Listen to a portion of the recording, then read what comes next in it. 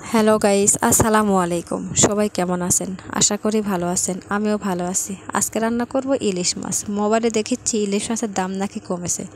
খবরটা শুনে বাজারে গেলাম, যেয়ে দেখলাম ওরে বাবা, দাম তো কমার নামই নেই, আরও মনে হয় বেড়েই গেছে।